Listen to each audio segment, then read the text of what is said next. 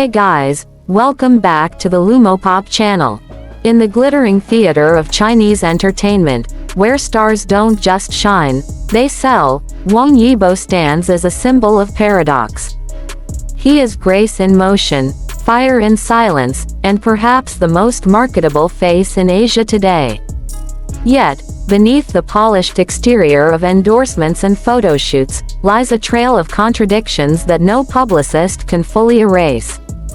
In China's booming celebrity economy, it's no longer surprising when one idol carries more than a dozen brands on their shoulders. Skincare, fashion, smartphones, sneakers, tablets, each name stamped like a badge of honor across their image. But with Yibo, the endorsements don't stick quite the same. They drift, they blur, they fall apart under the weight of his actions, or inactions. Following his brand timeline is like tracing smoke in the wind, present but always shifting. Let's begin with the glamour. Paris Fashion Week. Chanel, the goddess of all luxury labels, extended an invitation.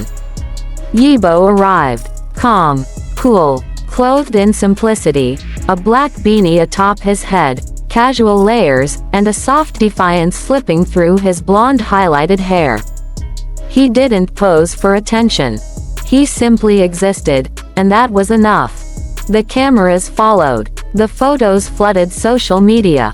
Yibo had done what he does best: command attention without asking for it.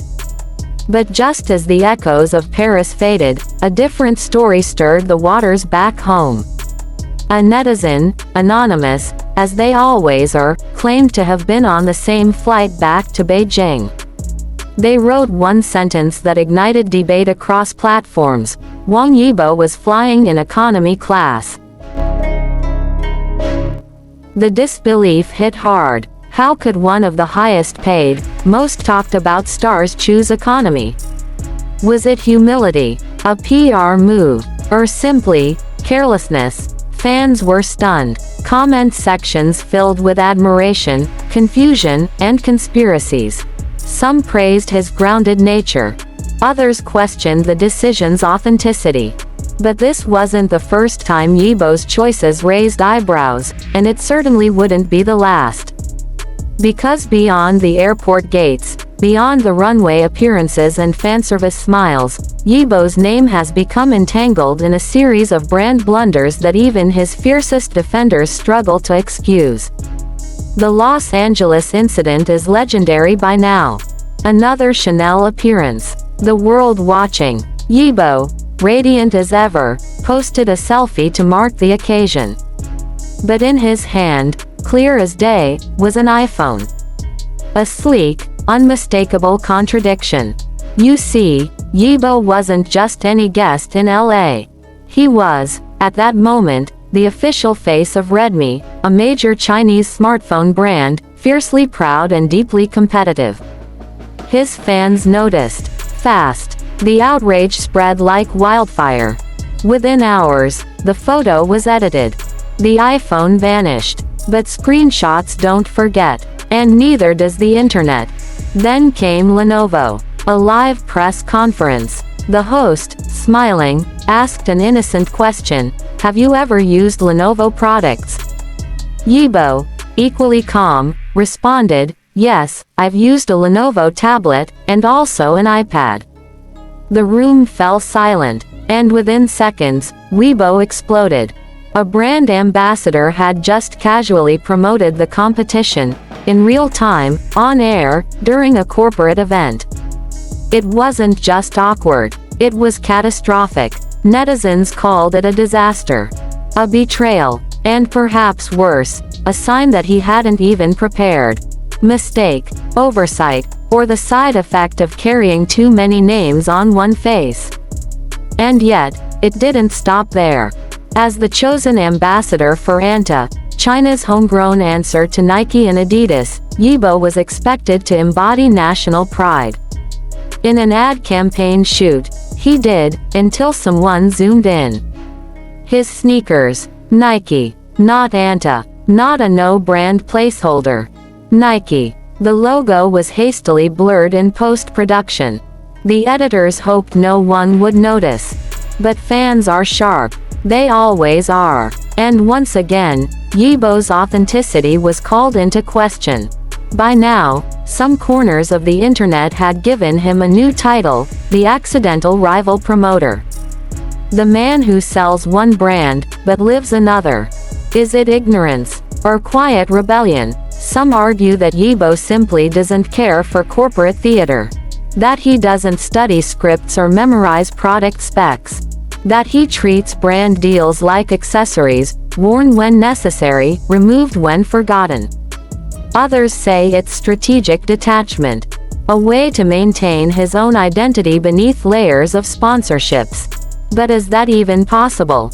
In a world where every image is curated, where every post is monetized, where every sentence in a press conference has a legal weight, can a celebrity afford to be careless?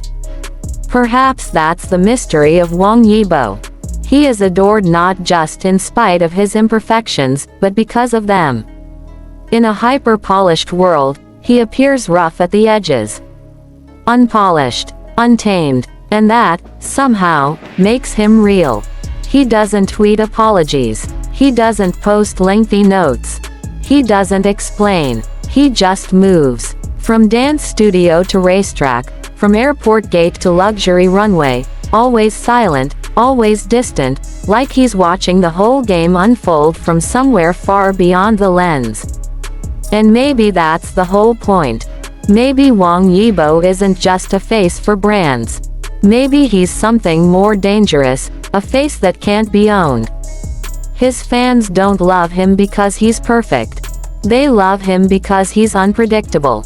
Because he defies the rules without even trying. Because in every mistake, they see pieces of themselves, flawed, forgetful, but trying. There's something almost poetic in it. A man who endorses half the market, yet slips up like a kid in a school project. A celebrity so huge that one wrong gadget can start a firestorm, and so calm that he walks through it unbothered. So now, the question lingers, is Wang Yibo reckless, or is he just human? Is he careless, or is he subtly dismantling the very machine he profits from? Or maybe, just maybe, he's telling us something without ever saying a word. In an industry that demands obedience, he stays quiet. In a market that demands loyalty, he wears a rival's shoes. In a game where image is everything, he plays with reality. So what do we make of him?